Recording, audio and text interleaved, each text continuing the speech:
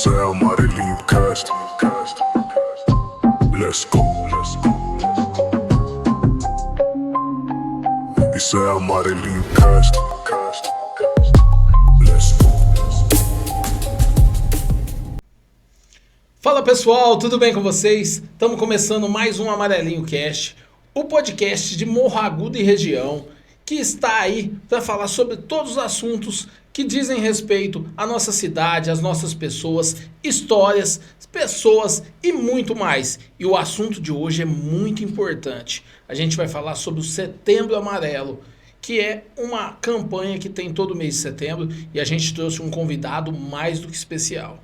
Ele é graduado em psicologia, pós-graduado e especialista. Então estamos aqui com ele, doutor Robson Fernando dos Santos. Seja bem-vindo.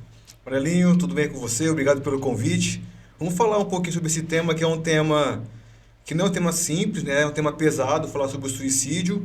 Mas vamos tentar informar as pessoas, falar um pouquinho da história, né? Do contexto do suicídio, quando começou as campanhas, né, de prevenção ao suicídio, e falar sobre, atualmente, quais são as questões que mais afligem as pessoas para elas pensarem em agir, né, com relação a ações que visam a morte, né, o suicídio. Então, vai ser um bate-papo legal para a gente poder caminhar por esse tema, ajudar a entender e também a prevenir sobre. Robson, antes da gente entrar nesse assunto tão delicado e importante de ser falado, Sim. Quebrar esse tabu, eu gostaria que você se apresentasse aí para os nossos ouvintes aí.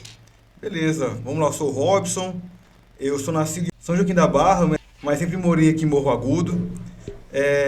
Fiz os meus estudos aqui na cidade, no Neusocano, no Manuel Martins, na Escola de Comércio, e eu fiz um Enem bem feito aí, né, e consegui a bolsa do ProUni Integral. Eu não conseguiria fazer a faculdade de psicologia pagando, né, família humilde e tudo mais, então eu consegui a bolsa integral do ProUni, me formei na Unifran em Franca em 2014. Aí depois eu fiz também uma pós na área da psicanálise, e com essa pós consegui meu título de especialista pelo Conselho de Psicologia da região nossa, aqui o CRP.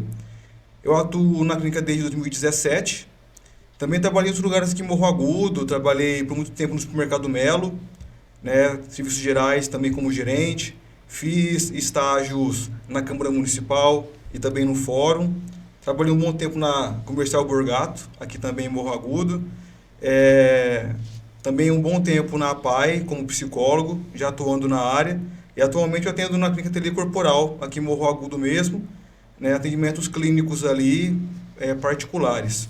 A minha família, o meu pai trabalhou na prefeitura por muito tempo, né, o seu Geraldo, também gostava de tocar viola e tudo mais. Então, a família aqui extensa, né? O meu tio Realino, o meu tio Rubinho, que também é falecido. A minha mãe, ela chama Vilma, tem um contexto aí, a família com os malheiros que moram ali na vila. E também tem meu irmão Paulo, né? Que tem história de contabilidade. Tem uma família aí que o pessoal conhece, tem contato, bastante pessoas aí que a gente consegue gerar, né, esse vínculo legal aí na cidade. Ô Robson, mais uma vez te agradecer a presença aqui. É uma família conhecida. Sim. A gente já se conhece há bastante tempo e fortaleceu aqui do meio do ano passado para cá, Sim. Fortaleceu essa amizade. Para começar, explica pra gente o que representa o Setembro Amarelo. Primeiramente que essa campanha, ela não começou no Brasil, né? Ela começou nos Estados Unidos em 94, quando um jovem, Mike Emby, né, 17 anos, ele cometeu suicídio. E a família do Mike, na época, não conseguiu perceber os sinais que ele demonstrava que poderia ter ajudado a prevenir esse acontecido. O amarelo vem por quê? O Mike, ele tinha um Mustang na sua casa. Ele gostava muito de mexer com as reformas, né, de carros, restaurar carros. Ele restaurou esse Mustang e pintou de amarelo, né? E então esse carro acabou sendo a marca que o Mike deixou. E quando foi feito o velório dele, fizeram, né, as flores, as coroas e tudo com laços amarelos. Aí a partir disso que veio a ideia, né, do Setembro Amarelo e o laço como símbolo.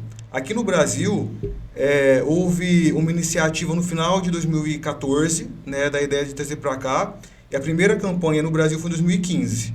Em muitos lugares, ele não é tido como lei, né? É apenas uma campanha. Em alguns municípios já é tido como lei, né, local em realizar esse mês de conscientização sobre o suicídio, mas em muitos lugares ainda isso não é lei.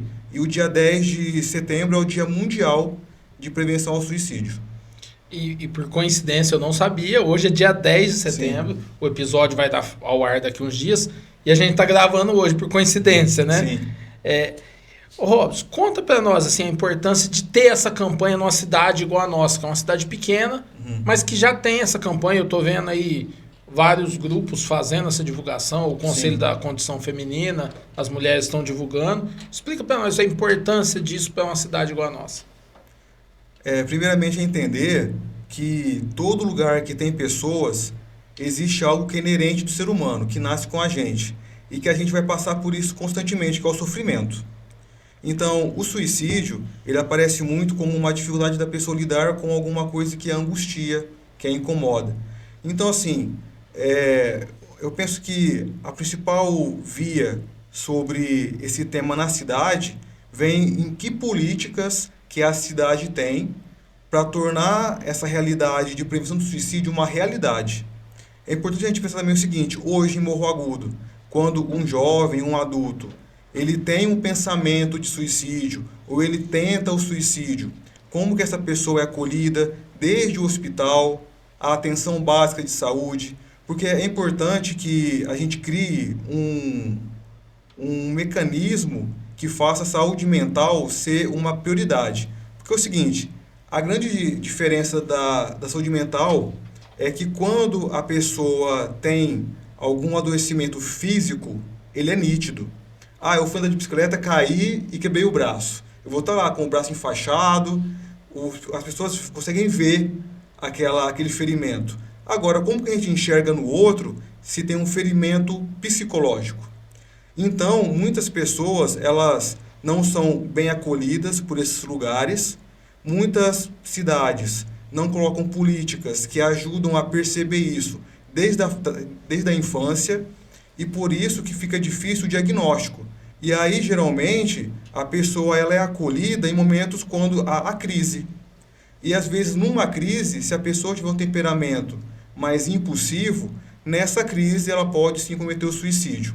Então é importante que tanto as escolas quanto a sociedade num todo passem a perceber os sinais que as pessoas passam a demonstrar, que colocam um sinal de alerta. Peraí, essa pessoa ela pode estar com início de depressão, essa pessoa ela pode estar com alguma atitude de automutilação, que a gente depois fala sobre isso, que é o cutting.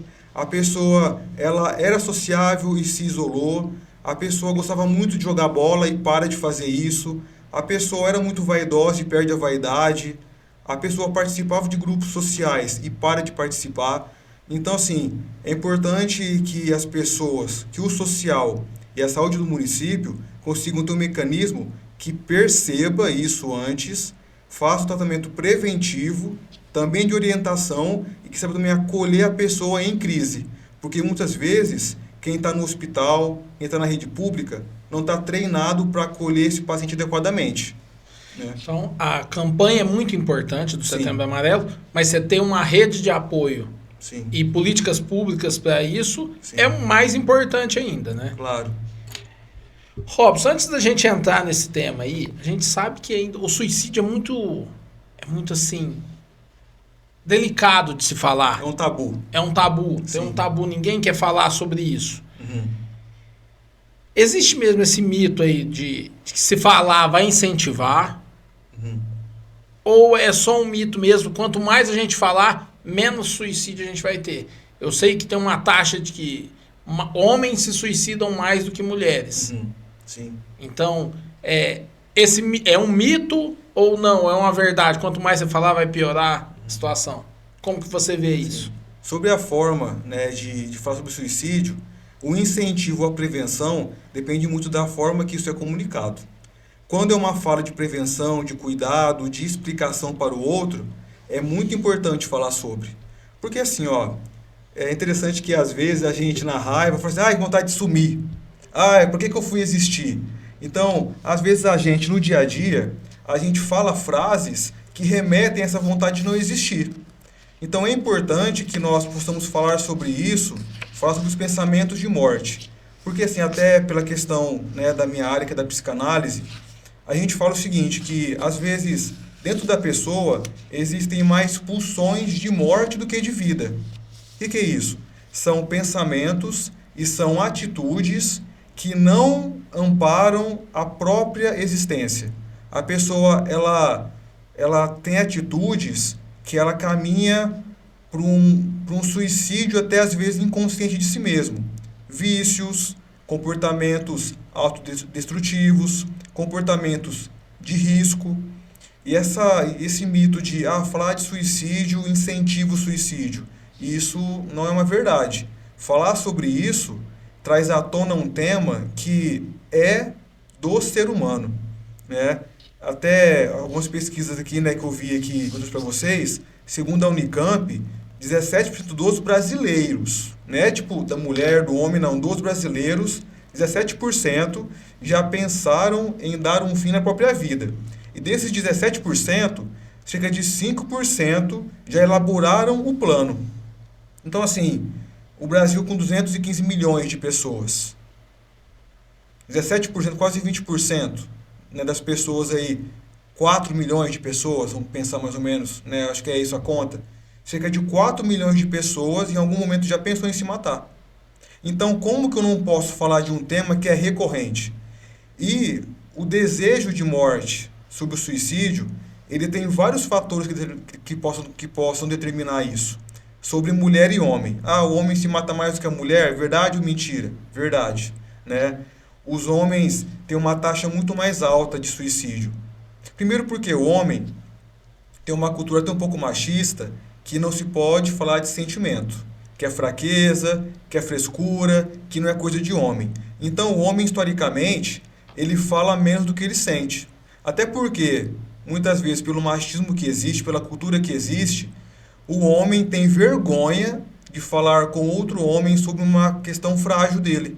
Porque ele vai ser zoado pelos amigos, ou porque esse amigo não vai acolher, ou porque as pessoas não vão entender isso. E o homem, por que ele se mata mais? Porque ele tem métodos mais eficazes de suicídio.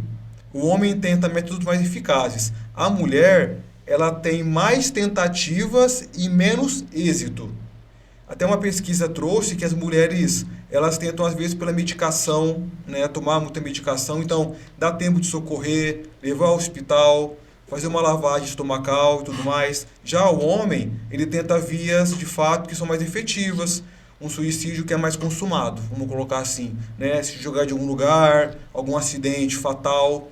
Então assim, o homem, ele planeja o suicídio de maneiras mais eficazes e a mulher menos. Só que também a mulher tem uma questão que é a seguinte, que ela tem o hábito de conversar mais sobre o que sente, com as amigas, com a mãe, com o grupo de pessoas que ela tem acesso, e o homem, historicamente, ele fala menos daquilo que ele sente. É um tabu mesmo do próprio homem ter que deixar isso de lado, que o homem não chora, que o homem não pode falar de sentimento, que o homem não pode desabafar, aquela coisa que o homem tem que ser forte.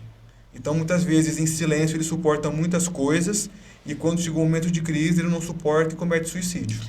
Eu vi recentemente uma campanha, até dos meninos de Morro Agudo, dos Primos Agro, falando sobre na agricultura, o tanto de gente que está se suicidando, o Sul está sofrendo muito com isso, e talvez é por causa disso, né? A pessoa tem que ser forte, o homem principalmente ele tem que ser forte, ele tem que mostrar que ele é o provedor da casa, que é isso, aquilo, e aí ele planta, não colhe, tem o prejuízo, naquela ânsia talvez de não suprir as necessidades ou de cumprir com o que ele fez, ele vai lá e tira a vida. Sim. E entra muito nisso que você falou, né? Tipo assim, a questão de desabafar, de ter com quem conversar, talvez ele não quer falar para a família, eu fracassei agora.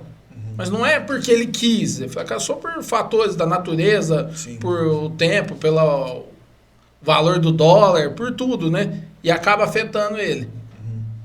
E aí você já falou que tem os sinais aí, mas quais são os sinais mais importantes? Você falou, o cara para de jogar bola, ele para de conviver com os amigos, mas tem algum sinal assim que a família e os amigos podem observar mais fácil para poder começar a entender e ajudar essas pessoas para que não chegue a essa via de fato? Sim. Então, é importante a gente perceber que uma atitude muito comum é o isolamento, né? A pessoa, ela passa a participar menos das coisas, ela passa a comunicar menos sobre as coisas do dia a dia que acontece. Então, ela deixa muitas vezes também de gostar de coisas que eram normais do dia a dia, né? Como a própria vaidade, participar de algum tipo de esporte. Ela também começa a trazer frases que denotam a isso, né? A vontade, eu preferiria estar morto, eu quero desaparecer, que vontade de sumir. Outras também pensam que a situação ficará melhor após sua morte. A pessoa, ela entende que ela é o problema, que ela é o causador. Então a pessoa entende que ela tem que parar de existir, porque ela não existindo, a família vai dar uma outra forma, as pessoas continuarão melhor sem ela. Uma outra coisa também que a gente pode perceber é a piora, ou no desempenho escolar ou também no trabalho. Né? A pessoa que era super esforçada. Eu até tenho um exemplo, quando fiz estágio na Escola Manuel Martins, no tempo da faculdade, teve um aluno que eu acompanhei, né, por um tempo, e ele era um aluno muito bom, né, tirava notas ótimas, e ele de um tempo para o outro ficou mais silenciado, começou a tirar notas ruins, e a escola não conseguiu abordar ele para poder identificar o que era. Aí quando eu fiz o estágio, se não me engano foi em 2013 ou 2012, né, que eu fiz o estágio lá no Manuel Martins, no meu penúltimo ano da faculdade. E aí, dentre os alunos da escola que eu acompanhei, ele estava incluso. E conversando com ele estava passando por uma situação muito grave de saúde em casa, né, com o pai super adoecido, o pai depois chegou a falecer, e o quanto que a casa dele tinha mudado toda a dinâmica por conta desse pai adoecido, né? E quanto que estava refletindo na nota dele.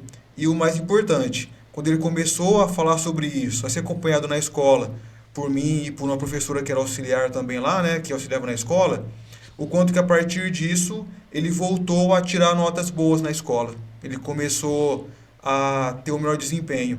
Então, assim, isso mostra que às vezes a gente não vai conseguir solução, né? Mas só o fato de você expor uma coisa que te incomoda muito já alivia bastante, né? Então, esse caso no estágio, né, foi algo que aconteceu, né, de verdade.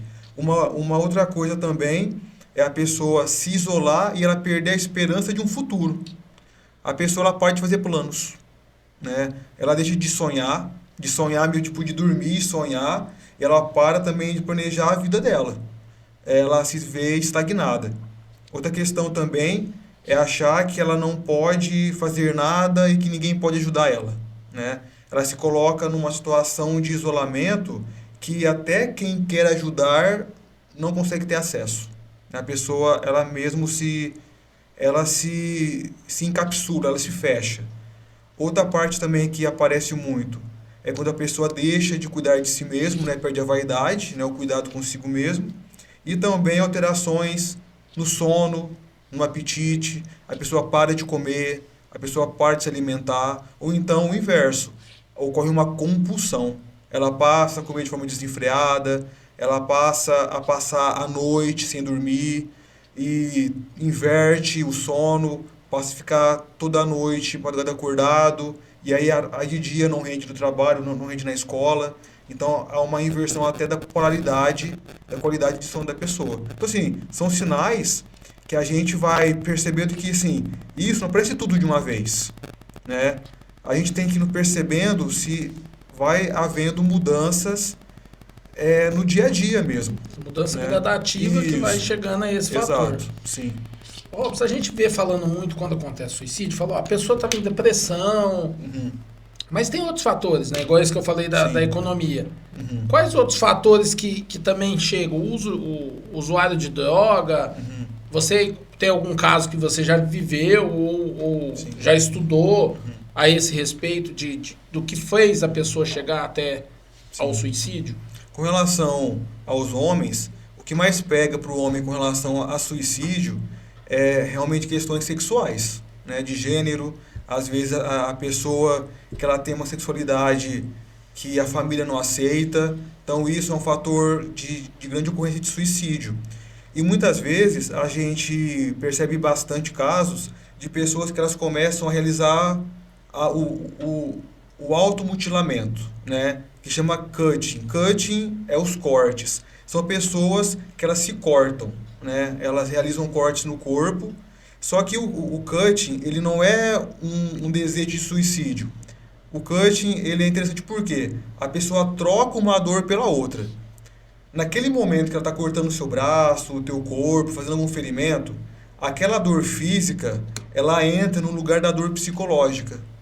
Então, assim, é uma coisa muito interessante. A pessoa, ela escolhe por sentir a dor física para ela, naquele momento, desaguar esse sofrimento de alguma maneira e parar de sentir a dor psicológica. Porque assim, ó, eu tô com uma dor de cabeça, eu tomo uma Neosaldina e passa. Eu tô com uma dor na minha alma, porque igual psicologia, né? Psicologia, estudo da alma. Como é que eu curo a dor que dói na alma? E às vezes quando ela se corta, ela troca de dor. E é mais fácil eu ver essa dor que é física, que está sangrando, que existe, que é palpável, do que não conseguir enxergar a dor interna que eu não acesso. Que às vezes é uma angústia que eu não consigo entender, é uma coisa que me incomoda que não tem nome, né? Mas com relação, voltando à pergunta sua aos homens, acontece muito com relação a aspectos sexuais e também de desempenho com relação ao cuidado com a família, de não se sentir provedor, de sentir que fracassou como pai ou como a pessoa que gere a casa. Com relação às mulheres, também vi um estudo que uma coisa que deixa ela muito abalada são os aspectos profissionais. Quando a mulher não se sente validada profissionalmente. É um sinal que aflige muitas mulheres.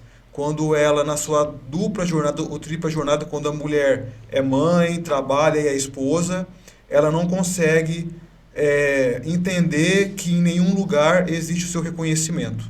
Às vezes ela é mãe, é esposa e trabalha. Aí o filho fica apenas para ela como demanda, talvez o esposo não ajuda, e aí o trabalho doméstico é tudo em cima dela, e o trabalho doméstico nunca acaba, e ela se sente sobrecarregada, e além disso ela trabalha, e muitas vezes as mulheres não têm o salário igual ao do homem. Às vezes a mulher é gerente, o homem é gerente, o homem ganha 5 mil, a mulher ganha 3. Então essa disparidade e essa falta de zelo em reconhecer a mulher no seu lugar também faz com que elas também entrem em depressão, tem o famoso burnout, né, que é o esgotamento profissional, e é algo que atrapalha bastante ela em ter um aspecto depressivo e buscar também pelo suicídio. Eu sempre falo com meus pacientes, quando o paciente fala de suicídio, eu não privo ele, porque o suicídio ele é uma opção de saída. Né? O suicídio é um tipo de fuga. Eu não suporto o que eu estou sentindo, eu não suporto a situação, eu quero fugir.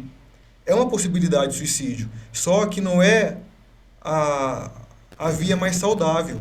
Quando um paciente chega, né, na clínica com essas demandas de suicídio, eu tenho que acolher, entender o sofrimento, orientar, ajudar o paciente a pensar que existem outras possibilidades, né? Que um fracasso profissional não é o final da vida, que um relacionamento que termina não é o fim da vida, que uma pessoa que falece não é o fim da sua vida, que um sonho que você tinha, que você perdeu, não é o fim da sua vida, que você, a partir daquilo, você pode olhar para outras possibilidades.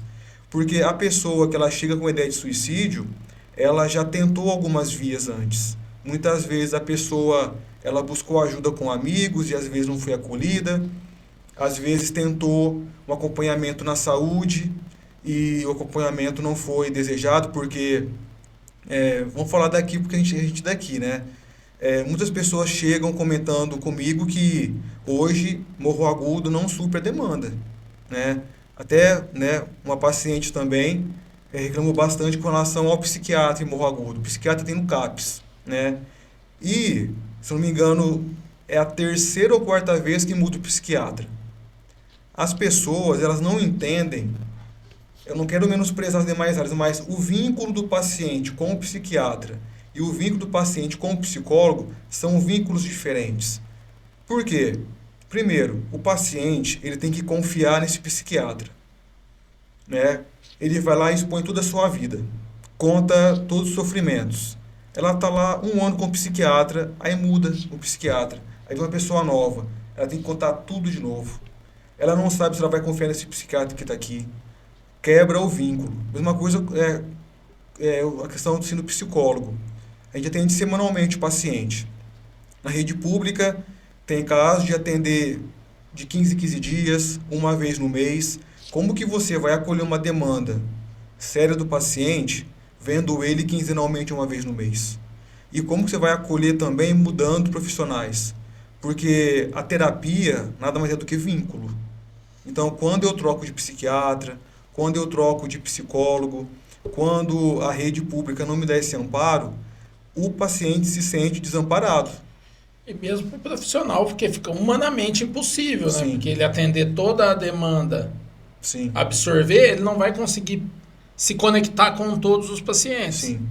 Então, é um caso muito sério isso, que tem que ser revisto, que eu espero que as autoridades já estejam revendo isso, Sim. porque eu estou em alguns grupos de WhatsApp e eu escuto muito essa reclamação. Sim. Mudou o psicólogo, mandaram embora.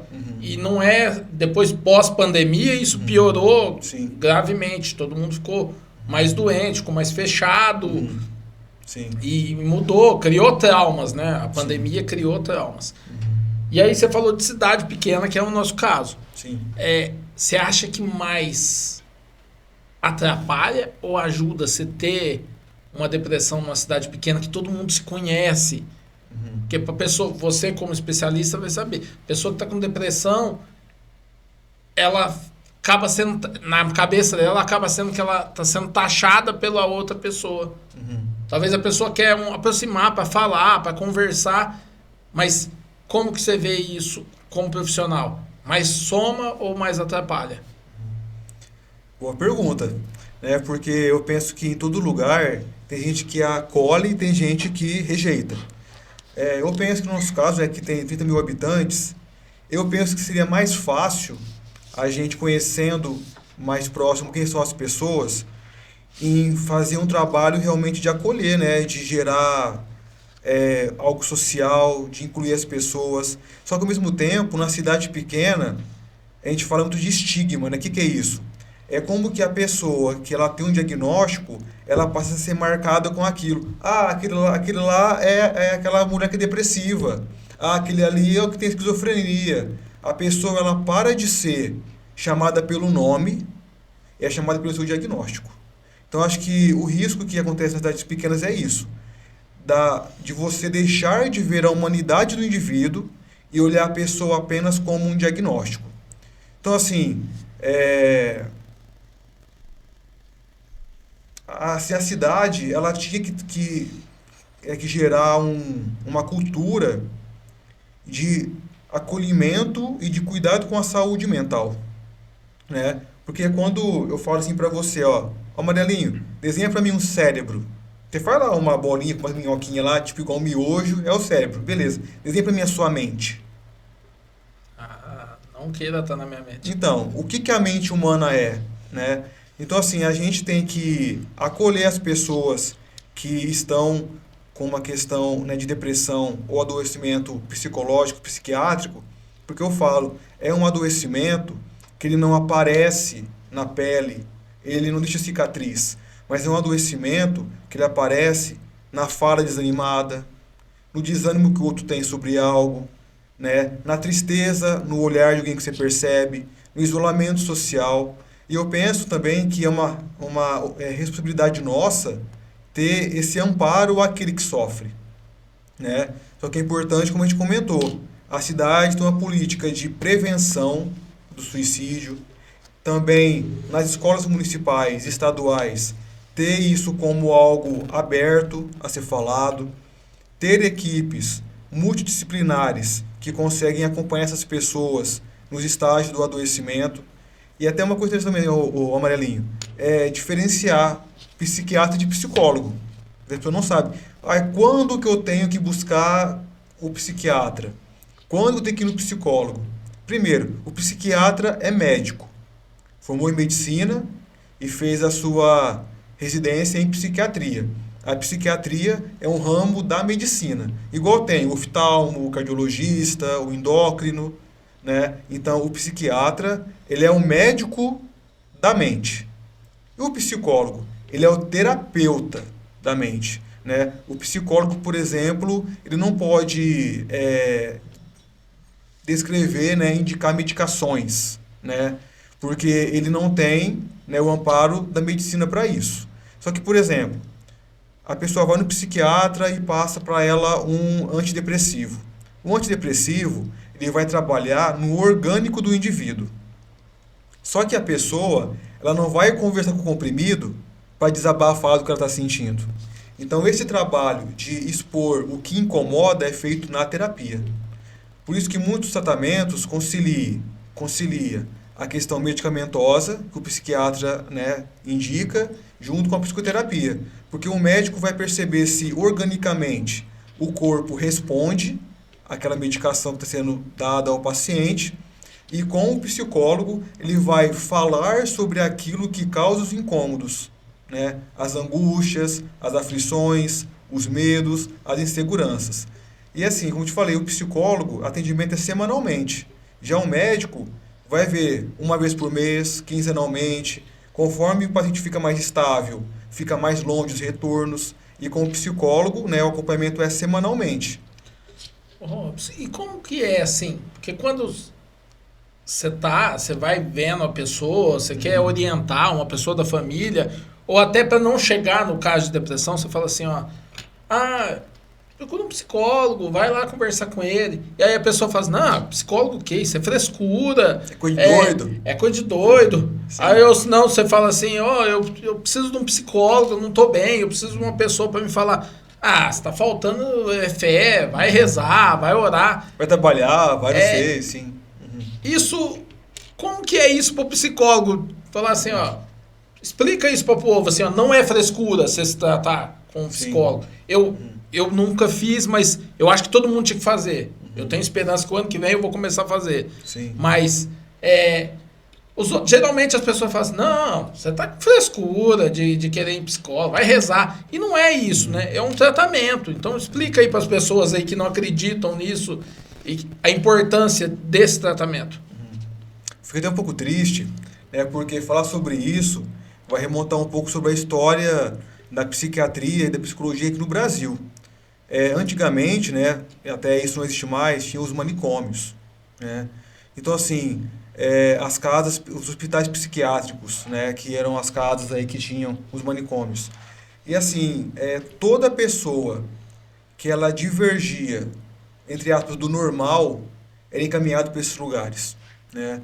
Quem tinha autismo e não era tratado, quem tinha uma esquizofrenia, quem tinha uma depressão, quem tinha qualquer tipo de laudo psiquiátrico, essas pessoas eram encaminhadas para esses lugares.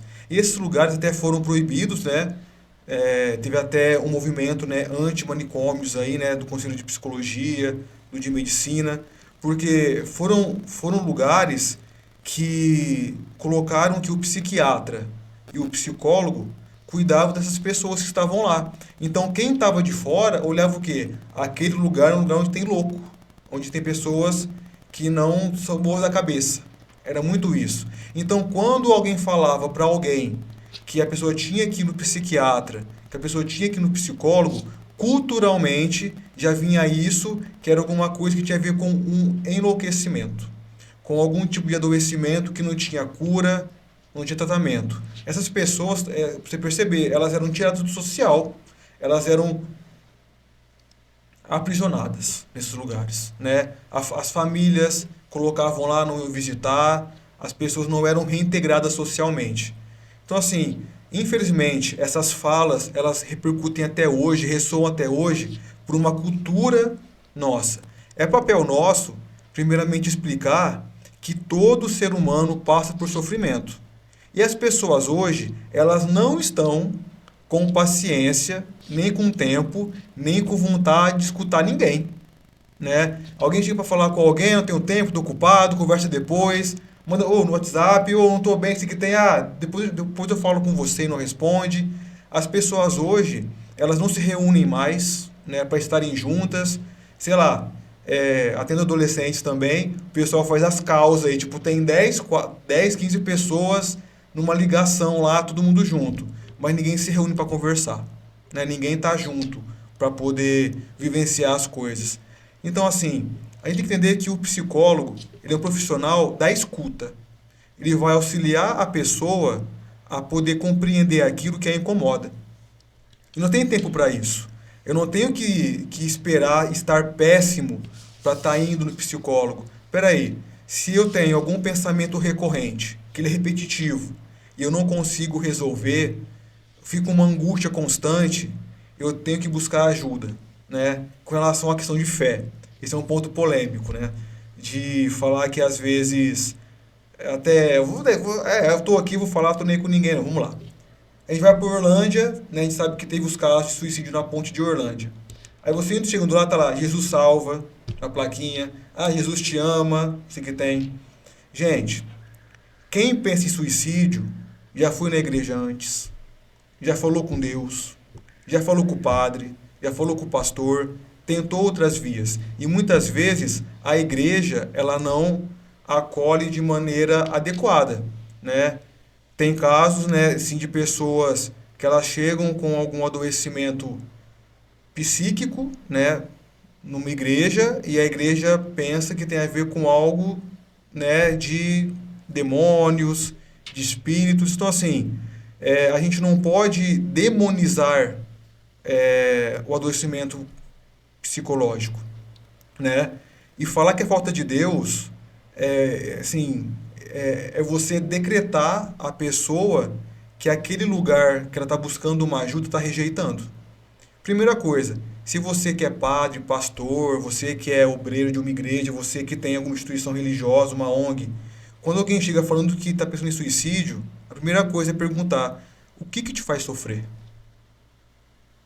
É isso que tem que ser olhado. Qual que é o sofrimento que você tem sentido para poder estar pensando sobre isso? Né? E não é achar que é falta de Deus, que é falta de trabalho, que é falta de empenho, né? Porque a pessoa, para chegar num nível de pensar no suicídio, ela não ficou ruim hoje e tentou se matar amanhã. Isso é uma coisa que gradualmente está acontecendo. E o que acontece também para as famílias e para as igrejas não perceberem isso dentro das instituições? Quantos padres, pastores se suicidam? Às vezes pelo excesso, né, de coisas, pela falta de amparo dos próprios líderes religiosos, né, que estão ali na igreja. E o fiel, quando ele chega numa igreja e é acolhido assim, ele passa a ser estigmatizado, né? Imagina como que é que uma pessoa está numa igreja com uma crise de ansiedade, alguém pensar que é alguma coisa demoníaca, essa pessoa ser exorcizada dentro de uma igreja. Tipo, o que isso causa à pessoa, né? O que isso causa socialmente para aquela pessoa depois? Quais marcas isso vai causar nela? Então, assim, o papel da igreja é acolher. A psicologia, ela não é religiosa, mas o Brasil sendo um país grandemente, né, na sua maioria cristão, essas demandas aparecem muito na clínica. De, por exemplo, Robson, eu tenho esses comportamentos e a minha igreja não aceita. Como que eu, tipo assim, eu sinto que eu estou em pecado, mas se eu ser quem eu sou, eu peco, então eu tento ser eu, mas eu fico triste e me reprime. Às vezes a religião, ela também vem e dificulta a pessoa a conseguir ser ela, né? Por questões sexuais, por questões de discriminação, às vezes por questões também sociais, né, da igreja fazer acepção de pessoas com relação a gênero, a questão social, a etnia. Então, assim, a igreja também ela tem que ser esse lugar de apoio. Quando ela se torna esse lugar que segrega o indivíduo, ela também contribui para que a pessoa ela realmente busque como sair do suicídio. Robson, para quem está nos vendo agora, para quem vai ver depois, como fazer para dar o primeiro passo? Talvez a pessoa está assistindo ali, ela tem um familiar que está nessa situação, que está se fechando, que está entrando em depressão, como ela dá o primeiro passo para buscar ajudar essa pessoa e buscar o tratamento? Hoje na rede pública, pelo que eu sei, né, a pessoa ela passa com o clínico geral, né, na rede pública, e o clínico geral encaminha, né, o paciente para o acompanhamento com o psiquiatra. Atualmente o Morro Agudo é feito pelo CAPS, né, e também com o psicólogo. Psicólogos também tem na rede pública, né, nas UBSs. Com relação à família, é muito complicado a pessoa que está com adoecimento, ela assumir que está adoecida. Então, muitas vezes, essa orientação vem de fora. Por exemplo, a mãe percebe o filho e o filho fala, e a mãe fala com esse filho para poder buscar acompanhamento. O esposo percebe a esposa diferente, o amigo percebe o amigo. Então, assim, muitas vezes a pessoa ela tem vergonha, né, de sozinha dar esse passo, né? Então, é importante que as pessoas que estão próximo a essa pessoa que muda o comportamento, fale sobre ela, com ela sobre isso, né? Olha, fulano, você está percebendo que você está ficando cada dia mais triste? Você está percebendo que você não está conseguindo dormir direito? Você está percebendo que você está desmotivado de ir ao trabalho, que você não quer estudar mais? É importante que as pessoas, às vezes, deem para a pessoa esse parâmetro. E até esse, seja pai, mãe, irmão, amigo, ajudar a pessoa a procurar alguém, seja na rede pública ou na rede privada, né? E assim, deixar claro para a pessoa que falar sobre aquilo que incomoda alivia. Se eu estou carregando 100 quilos nas minhas costas, se eu pego mais um e carrego cada um 50, já alivia. Então, o primeiro ponto é falar daquilo que incomoda. As pessoas, elas adoecem em decorrência de frustrações. Teve até um caso interessante também que eu atendi. O paciente chegou lá, né, com um negócio de depressão. Falei, tá, né? Vamos ver como é que tá isso aí. Até porque na psicanálise, não é que não é importante o diagnóstico, mas quando a pessoa vai lá, eu tenho que olhar o indivíduo. Eu não tenho que olhar ele como um diagnóstico, tenho que olhar como uma pessoa. E aí, um bom tempo de acompanhamento, aí eu falei assim para a pessoa, seu fulano, na minha opinião, você não tem depressão. Ele, não? Eu falei, não. Para mim, você é insatisfeito. Por quê? A família não estava bem, no trabalho não estava feliz, estava hiper preocupado com filhos e filhas, ele estava num momento de instabilidade. Então, aquele momento estava fazendo com que ele ficasse tão insatisfeito a ponto de perder o desejo de realizar as coisas, né? Isso pode desempenhar como uma depressão? Sim, se não for tratado. Então, é importante a gente perceber que, às vezes, esse excesso de frustração, o excesso de desânimo, essa insatisfação, ela sendo constante, ela pode gerar o adoecimento psíquico. Ao mesmo tempo, tem pessoas, Amarelinho, que elas têm uma predisposição biológica, né? Pessoas que elas produzem menos serotonina, que elas têm uma função cerebral diferente, que as medicações vão contribuir para isso, né? Mas é importante que a pessoa que percebe que o outro mudou, dê para ela esse parâmetro. E a pessoa que perceber em si, peraí, olha, eu gostava disso, eu parei de fazer, eu era vaidoso, parei de me arrumar, eu gostava tanto de jogar bola, eu não tenho mais ânimo. Era tão legal eu assistir anime, eu perdi a graça. Peraí, eu não estou bem, eu não estou normal.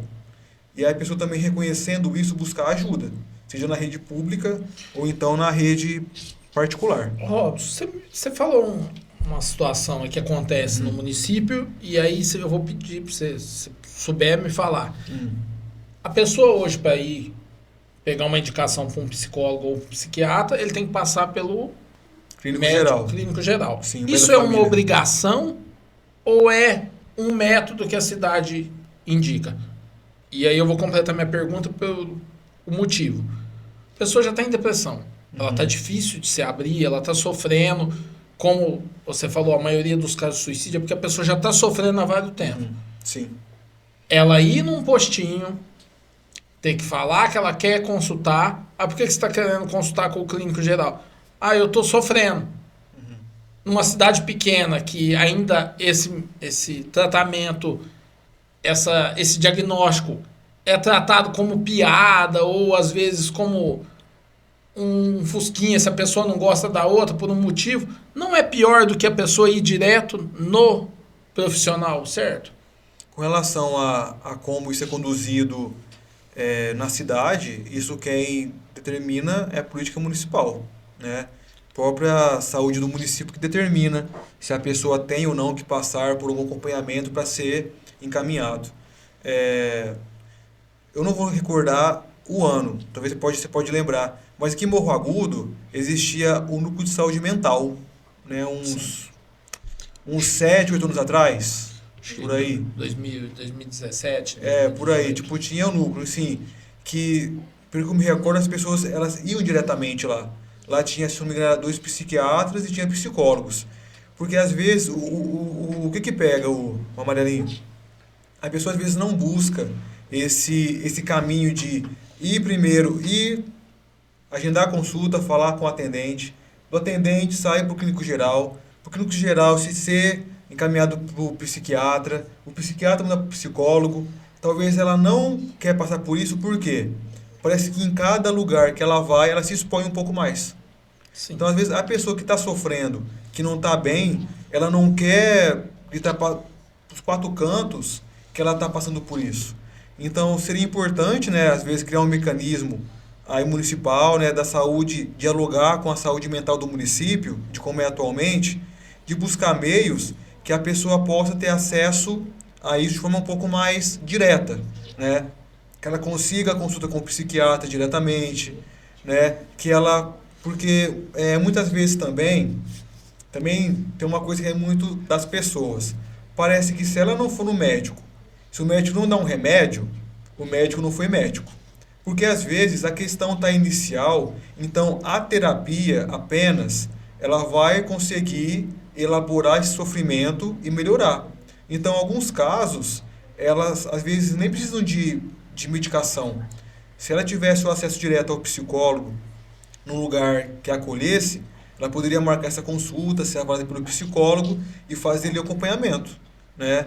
E aí, às vezes, o psicólogo, acompanhando ela, percebendo a necessidade de ir com o psiquiatra, aí o psicólogo encaminha, né? Mas, às vezes, esse movimento de ir no postinho, ir no clínico e depois ir no psiquiatra, a pessoa ela tem que contar a mesma história 3, 4 vezes, fora também o tempo, que eu não sei.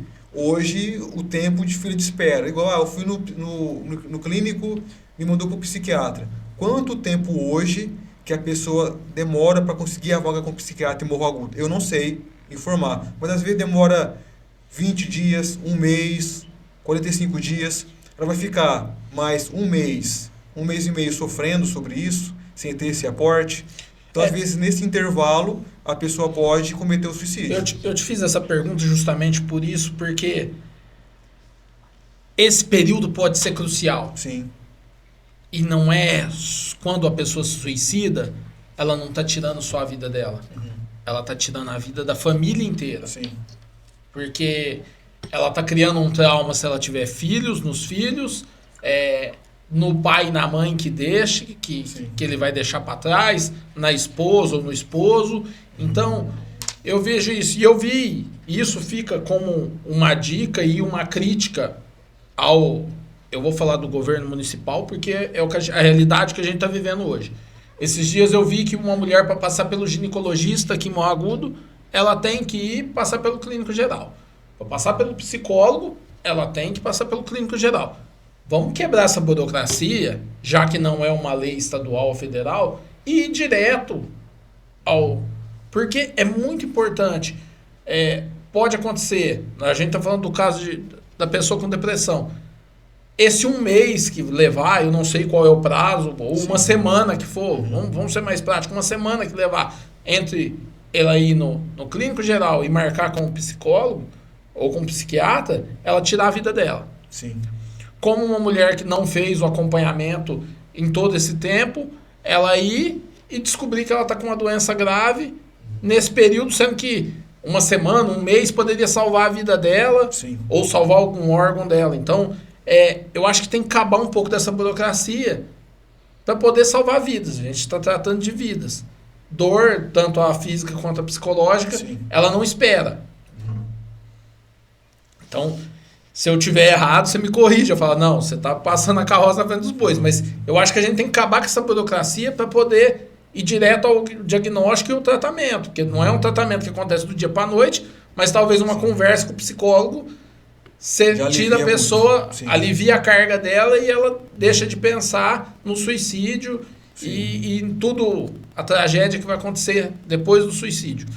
Tem uma ideia, ô Amarelinho, com relação ao impacto que o suicídio causa, né?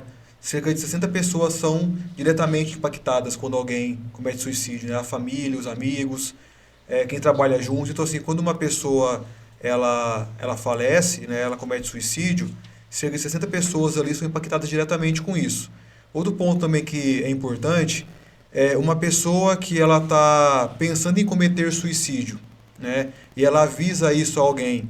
Suicídio, ele é caso de urgência, né? Então, até para a gente poder entender como que é o acolhimento de uma pessoa que está pensando em suicídio, por se alguém chegar hoje no hospital aqui em Morro Agudo. Chega lá, olha, eu quero marcar uma consulta.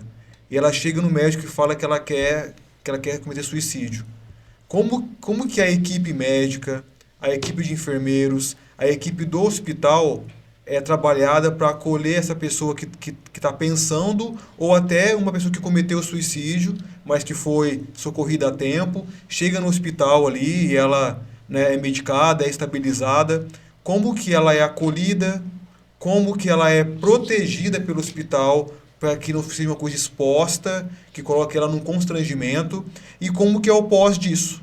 A pessoa veio aqui em crise, foi medicada e ficou estável.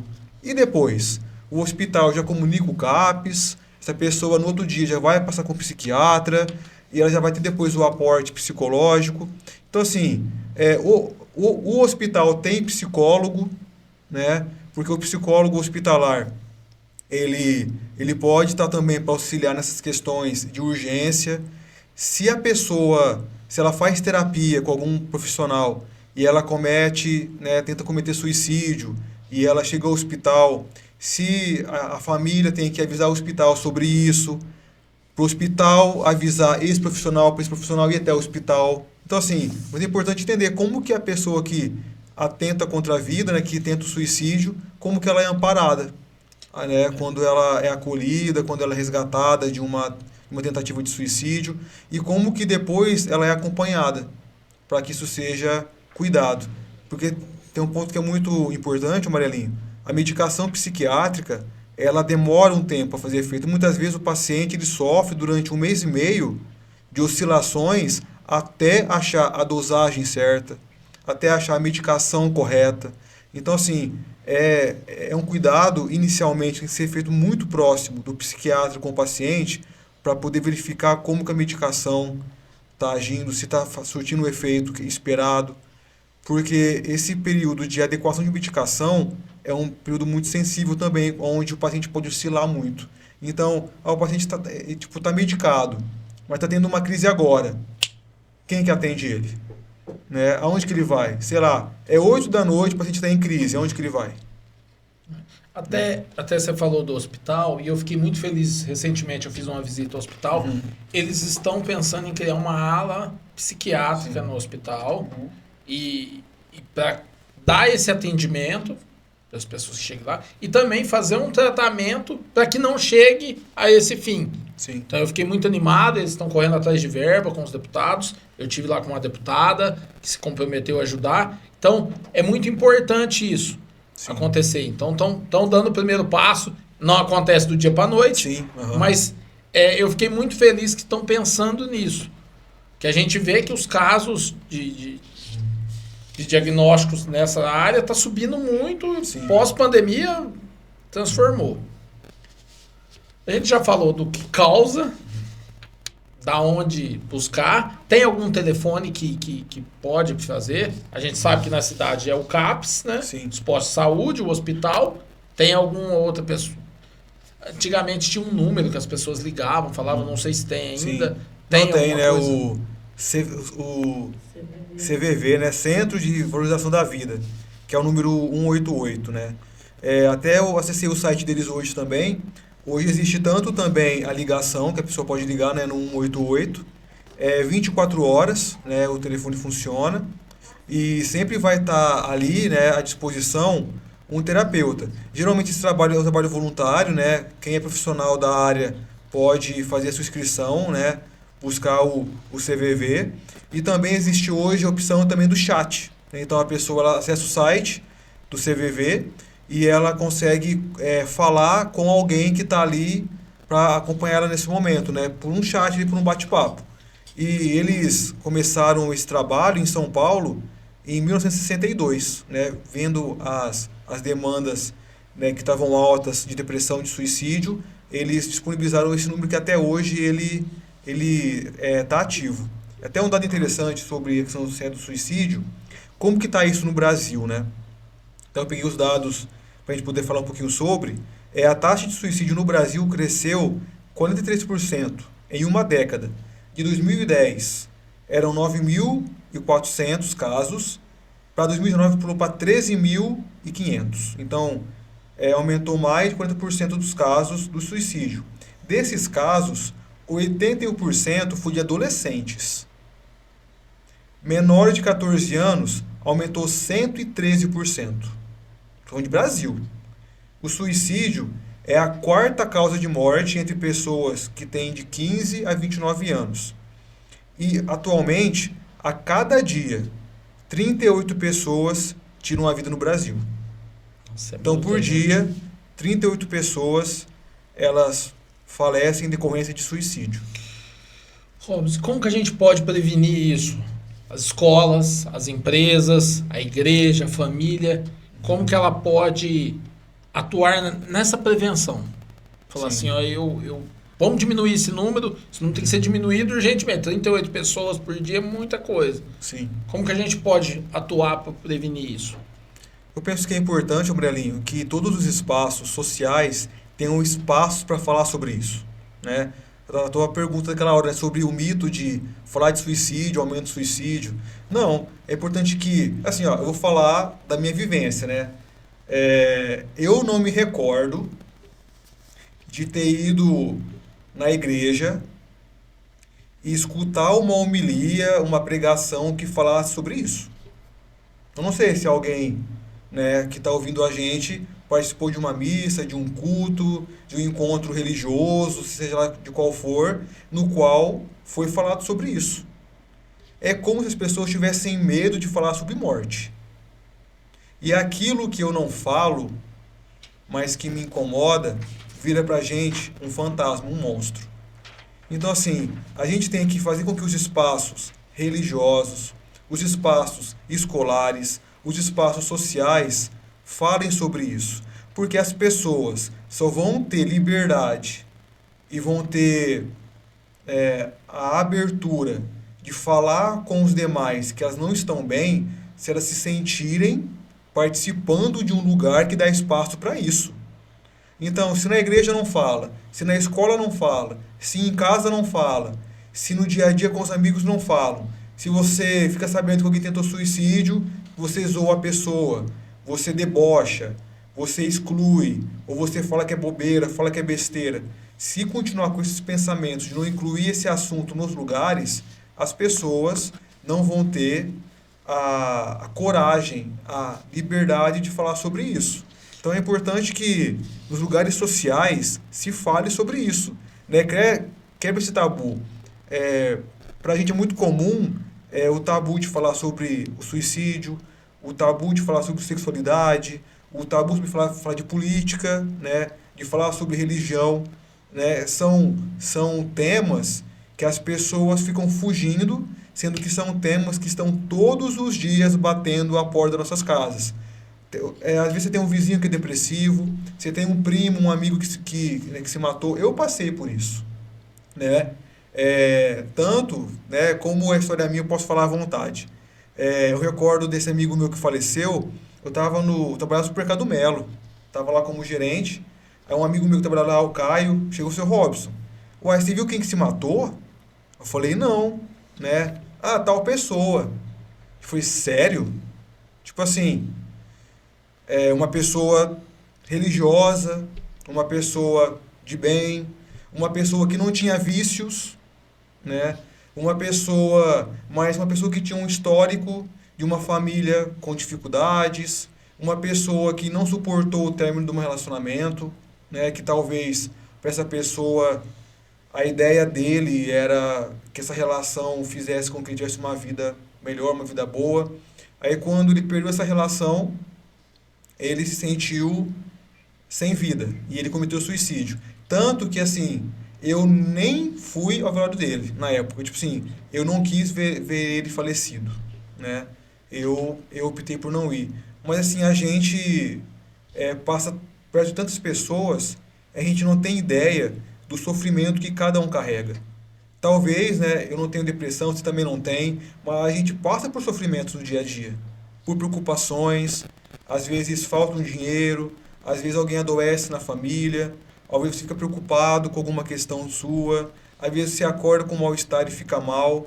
A gente não consegue, a gente não tem dimensão do sofrimento que o outro carrega. Então a gente não pode levar com olhos superficiais sofrimento psicológico, que é sofrimento que ele aparece às vezes no detalhe. A pessoa vai dando indícios. E eu não posso ficar fingindo que eu não vejo. Robson, a gente está caminhando para o final. Temos pergunta da plateia. Boa noite, doutor. Boa noite. Tem uma pergunta referente ao Consegue.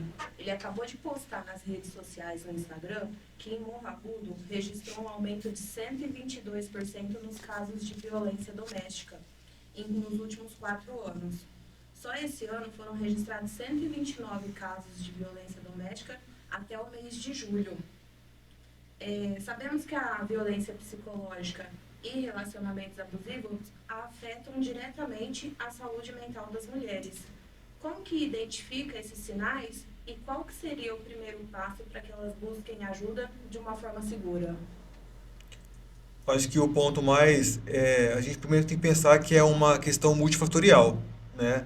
Não é apenas algo que tem a ver com saúde, mas tem a ver com segurança pública, tem a ver com políticas de inclusão das mulheres, de espaço para que elas sejam acolhidas, né? Porque, vamos pensar, se uma mulher hoje, ela sofre um tipo de violência e ela vai na polícia, faz um BO e ela consegue medida protetiva, essa medida protetiva protege, né? Ela consegue ser amparada judicialmente para que ela se sinta segura, que ela possa ir no mercado, que ela possa andar na rua, sem sentir medo que o seu agressor vai estar por perto e tentar alguma coisa. É muito claro que a violência psicológica, ainda mais ligada aos relacionamentos, ela está muito ligada realmente a essa dificuldade da pessoa conseguir ter ajuda porque ela fica sendo refém, né, da própria casa. E ao mesmo tempo, a mulher, ela tem muito medo de denunciar por medo do que acontece com ela depois da denúncia. Parece que a mulher, ela fica depois com muito mais medo do que quando ela está em casa. Parece que quando ela está em casa com o agressor, ela estaria com o agressor como se ela pudesse, às vezes, conter alguma coisa. Mas depois que ela denuncia e ela joga isso, né, socialmente, ela fica com medo de ser retaliada por esse que foi denunciado.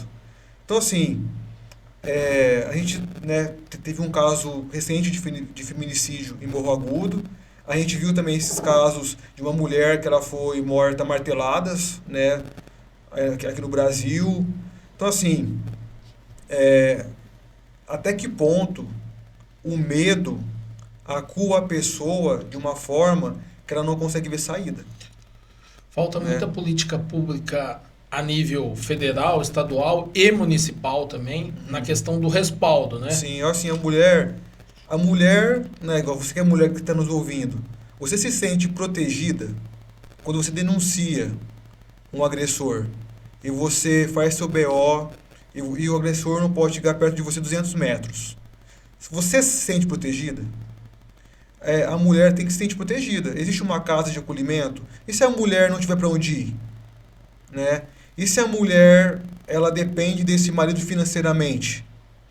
Como que ela vai sustentar a casa e o filho, sendo que esse pai, esse esposo agressor não está mais em casa, ela não pode contar? Então, assim, a mulher, às vezes, ela se submete a isso tudo, porque, no final das contas, ela não se sente protegida, respaldada. A partir do momento que ela denuncia, ela se torna mais refém do que ela era antes, né? Sim, porque aí ela fala o que esse ser que foi denunciado pode causar a mim. E se não causar a mim? Ele pode causar a terceiros, ao filho, à mãe, ao irmão, né? Porque o homem que é violento com a mulher, que ele tenha um histórico de agressividade, ele vai ser agressivo com demais pessoas. Então, acho que a questão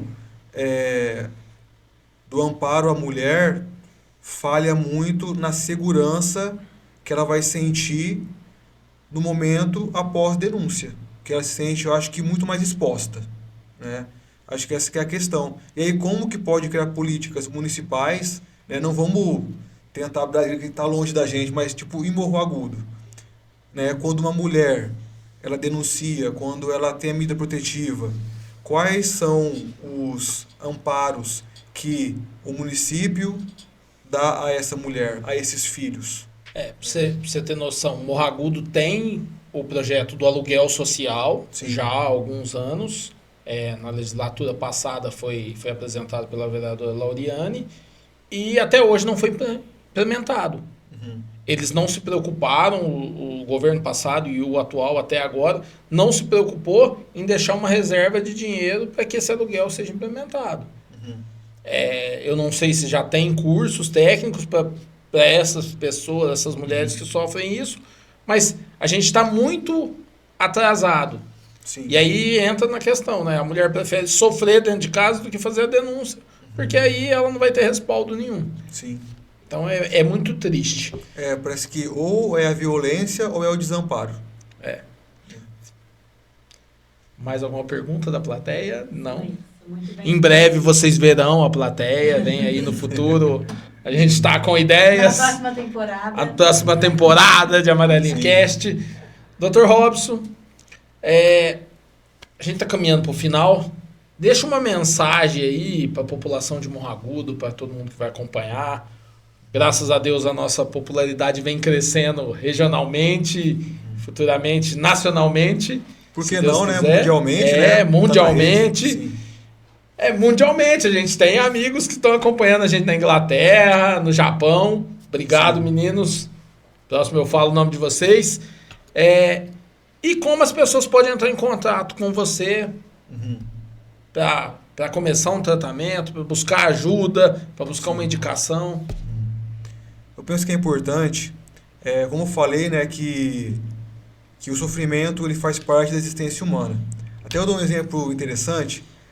Quando o bebê nasce, ele sai ali do útero materno e ele recebe um tapa ali, ele chora. Chora por quê? Porque ele sente dor. Por qual motivo? O bebê na barriguinha da mãe nunca respirou. Quando dá o tapa na bundinha dele, o pulmão infla, vai doer, né, o tórax dele, ele vai chorar. Então o sofrimento, ele faz parte da existência humana. A questão é, como que eu lido com aquilo que me faz sofrer? Em muitas situações, a gente consegue ter uma capacidade particular de, tendo um problema, de tendo uma dificuldade, conseguir elaborar soluções. E conseguir por si, ou por ajuda de amigos, de família, organizar o que está incomodando. Só que muitas vezes, a gente se vê numa situação no qual a gente não consegue ver possibilidades. A gente não vê saída, a gente não vê solução.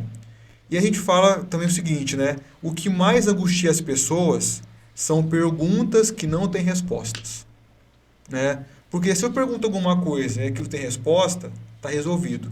Agora, aquilo que eu me pergunto, eu não consigo responder, vira uma angústia. E essa angústia, ela pode tomar proporções gigantes. Então, é importante que, se você que nos ouve perceber que algum incômodo seu já está aí há mais de 15 dias, se alguma mudança sua no seu comportamento está caminhando para 20 ou 30 dias, se existe algum tipo de desânimo que está sendo constante, que você percebendo isso, busque ajuda. Eu oriento, primeiramente, a procurar o psicólogo. Por qual motivo?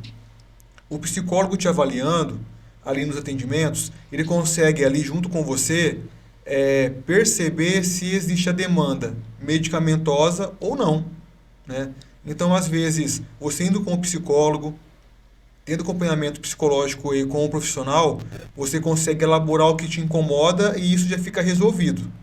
E aí, o psicólogo percebendo que precisa de um acompanhamento médico, ele mesmo encaminha para o profissional da psiquiatria, né? Sobre o meu atendimento, eu atendo atualmente no ateliê corporal, fica ali na rua até a Escola de Comércio, né, Prudente de Moraes 102, telefone ali da clínica é 4919, né, 3851-4919, e se alguém quiser falar comigo, tiver alguma dúvida, né, quiser mandar alguma pergunta para mim no WhatsApp, meu número é o 16 99351-5160. Né, esse número, ele é meu, né, vem para mim as perguntas. Se alguém tiver interesse em saber sobre alguma questão que às vezes não foi respondida aqui no podcast, se tiver interesse em fazer acompanhamento psicológico também, pode conseguir pelos 2 números. Mas é aquilo, é importante que a pessoa busque ajuda. Se você também tem uma religião, se você confia no padre, no pastor, em quem te acompanha, também converse com eles. Busque acompanhamento também da saúde, caso você precise. O importante é isso. Você percebeu que alguma coisa não está legal dentro de você, na sua mente e na sua alma, procure alguém que possa te ajudar a compreender isso, a buscar soluções e aliviar, resolver o sofrimento que você sente. Ô Robson, te agradecer imensamente ter vindo aqui. Obrigado por esclarecer, falar um pouco sobre isso, quebrar esse tabu. Sim. Que é falar sobre o suicídio. Tenho certeza que muita gente, a partir desse momento, vai começar a olhar com outros olhos, vai buscar ajuda quem precisa de ajuda, vai buscar ajudar quem precisa ser ajudado. Agradecer aos nossos patrocinadores também, a Autoelétrica Amarelão, ao Delivery da Ju e o Pó Royal. Obrigado mesmo por tudo que vocês fazem por aqui, acreditar. Natais da Garcia, a nossa aí estrategista, precisa aí de ajuda aí com as redes sociais, com o marketing da sua empresa, Natais da Garcia, procura ela lá nas redes sociais, no Instagram, que ela faz um trabalho excepcional. Meu copo gravado do meu amigo Marcão, muito obrigado, mano, tá sempre nos ajudando. Beijinho na Maria Rita aí, que Deus abençoe sempre. A nossa assistência jurídica aqui, doutora Luana Leão, muito obrigado. Lembrando a todos aí que estão assistindo que existem canais disponíveis para acolhimento e escuta, como o CVV, Centro de Valorização da Vida, número 188. Isso. Também tem o site também, né? Que a gente tem o site, entra no site lá do CVV. Funciona gratuitamente, 24 horas por dia. Aqui em Morro Agudo também é possível buscar apoio nos postinhos de saúde, no CAPS e profissionais de psicologia e psiquiatria. Se você está passando aí por algum problema, está com alguma dificuldade, cara, procura ajuda. Procura. Procura na família primeiro, no amigo. Vai. Não deixa se abalar por motivos financeiros, término de relacionamento, por nada. Procura ajuda, a vida é muito valiosa. Um momento muito difícil da minha vida, em 2016, eu escutei uma frase que tudo passa. A fase boa passa e a fase ruim passa também. Então, busca ajuda, pede ajuda para a família, não tenha vergonha de pedir. Se você não quer pedir para a família, busca um profissional. A gente tem profissionais excelentes, o Robson está aqui hoje, a gente tem a Elaine que já veio aqui, Morro Agudo é repleto de profissionais que estão aí para te ajudar. Não tem dinheiro para pagar, não tem condição. Vai no CAPS, liga no CVV, liga para um amigo, manda mensagem no Amarelinho Cast que a gente conversa, a gente gosta de conversar. vai lá na oficina bater papo, comer pão com mortandela e coca, mas não se abala por nada. A vida é muito boa, talvez você está com problema de saúde na família, vamos buscar ajuda, não deixa se abalar. Vamos buscar fazer a diferença. É muito importante a gente saber que a gente vive numa comunidade, que a gente tem uns aos outros. A gente se trancou por um tempo por causa da pandemia, mas a gente tem uns aos outros, tem apoio familiar, tem companheiro, tem companheira, tem de tudo. Então, estamos aqui à disposição. Obrigado por estar acompanhando a gente, por acompanhar mais esse Amarelinho Cast, esse episódio que é fantástico. A gente quer levar as histórias, mas a gente tem que tratar sobre assuntos sérios também. Deus abençoe a cada um de vocês. Sigam a gente nas redes sociais. A gente está no Instagram com @AmarelinhoCast, no YouTube. Doutor, obrigado. Obrigado pela parceria. Chegou na hora que eu precisava, virou amigo. Tá aqui. Deus abençoe a cada um de vocês e se liga aí que tem muito mais Amarelinho Cast. Amarelinho, só uma frase. A vida não pode parar no sofrimento. Então, Esquece aí. vamos deixar o sofrimento para trás e bola para frente, porque Amarelinho Cast. Isso é Amarelinho Cast.